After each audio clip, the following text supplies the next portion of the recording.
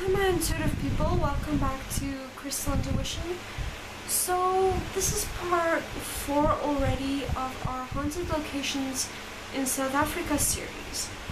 So we're going through them, but I have a major list of haunted locations, so this might take a while, but I can't believe we're already at part 4. So today we're going to be talking about Nottingham Road Hotel. So there's a very interesting ghost at this hotel. So there's like this friendly Casper-like ghost named Charlotte. So I was very kind of interested in this particular ghost. She has a very interesting backstory as well. So they say the story of Charlotte dates back to the Second Anglo-Boer War. Charlotte was either a guest or an employee of the hotel. She died in 1902 after jumping from the second-story building. Legend has it that she met and fell in love with a soldier who lost his life in the battlefield, and probably heartbroken, Charlotte jumped from the balcony of room 10, where she died of complications to her broken leg. So that's pretty sad and pretty morbid, but apparently she's a friendly ghost, so we're gonna dig in a little bit of the history of the hotel, and we're gonna see if we can find out why there's so many haunted experiences there. So the popular Notties Hotel celebrated its centenary anniversary a few years ago, securing its place solidly in the history books as one of the Midland's most popular hotels. And I never heard of it until today, so we're bearing that in mind. Legend has it that there has been an inn situated here since 1854. Whilst the actual building we know today is not as old, there could certainly have been on the site a Notties Inn or tavern for the soldiers stationed at Fort Nottingham, who were supposed to protect the area from Bushmen who were stealing local livestock. Situated at the crossroads where the road of the interior met the road to Fort Nottingham, it would have served the horse-drawn coaches that traveled the area before the railway line was constructed. The first recorded facts about the hotel we know today indicates that the land for the Notties Hotel was bought by George Owen in 1889, following the death of landowner James Ellis and his sister Janet King. The land being sold by the family to pay off the siblings' estates. The price received for the land, the princely sum of £125 per acre, which was extremely high for that time. Presumably, it was the favorable location that drove the price so high. Owen erected the Railway Hotel, as it was first named, to serve the station that was built in the tiny Nottingham Road settlement. Local farmer and settler Charles Smythe, I hope I pronounced that correctly, writes in his diary, July 12, 1882, the railway has at last commenced, and there is a large staff of men on Jory busy putting on buildings and beginning the earthworks. The station is to be just at the crossing of the road to Fort Nottingham, about 2 miles from Strathherne. The railway line finally reached Nottingham Road at the end of 1885, eventually changing its name from Cadwickliffe Station to Nottingham Road Station in 1887. The railway changed the lives of Midland settlers forever. There was a daily postal system, and almost anything they needed could now be ordered from Durban or Pietermaritzburg. Produced from the area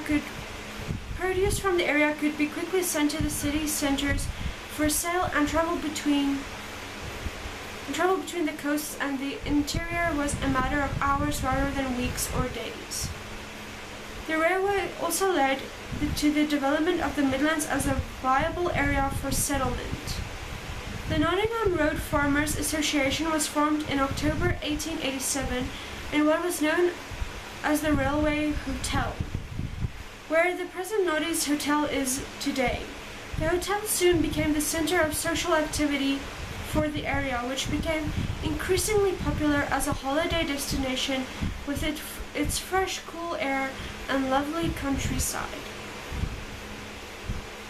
The so-called Railway Hotel, built by a Mr. C. Morgan, was completed by the beginning of 1891 and soon became the center of social activity at Nottingham Road. A gracious two-story building set in rolling lawns, the hotel offered guests the comforts of proper lighting using arc-acetylene gas, I butchered that completely, as well as activities such as shooting and horse riding. At the turn of the century, the Shingleton family took over the running of the hotel. The Nottingham Road Hotel was always the locals' favorite haunt, whether a social drink in the pub or for supposedly more serious matters such as meetings for the Nottingham Road Farmers Association. Apparently, the farmers often only arrived home safely because their faithful horses knew the way back to the stables. The system worked smoothly until a prankster swapped the horses between the different traps and carts, so that befuddled farmers were taken off in completely the wrong direction. Often the locals would decide to stay over at the hotel, especially if the weather was bad. One farmer, Christopher Groom, trying to reach the hotel to shelter from a storm, was unable to reach the hotel in time and was struck by a bolt of lightning just outside, where the first tennis courts were located.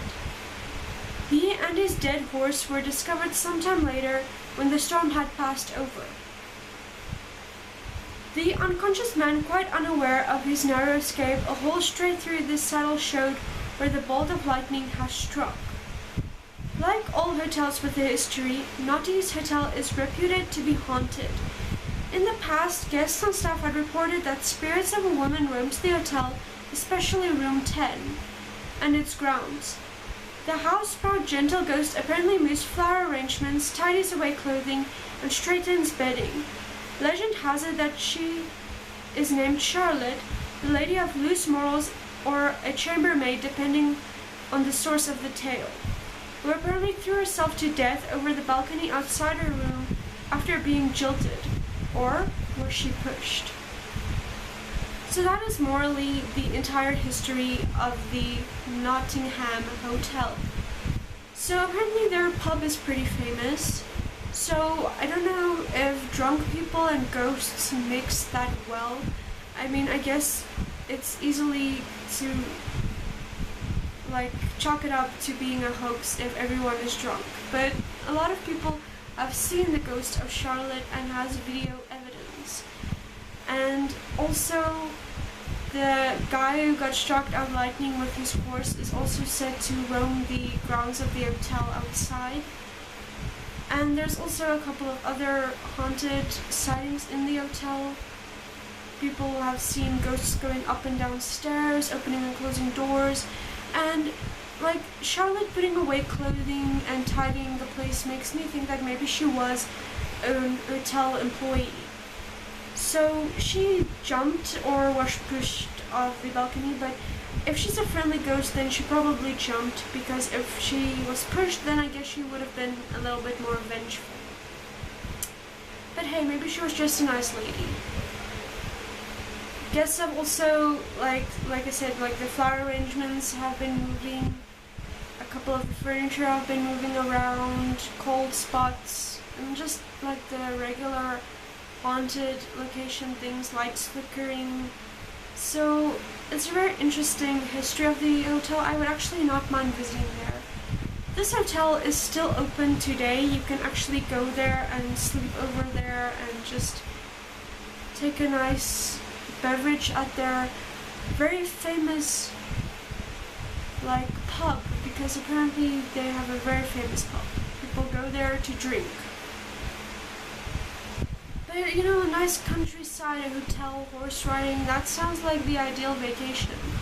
For me at least. I'm not one to swim in the ocean. I'd rather be horseback riding. So this is a very fascinating hotel, and I would maybe in the future, way in the future sometime, I would consider visiting this hotel because it is quite far away from where I am, so maybe I would pay this hotel a visit and see what we can find. But if any of you have already been there, I would like to hear your experiences because the history of this hotel has just been fascinating. So if you have any experiences, or if you've ever been there, put that in the comments below.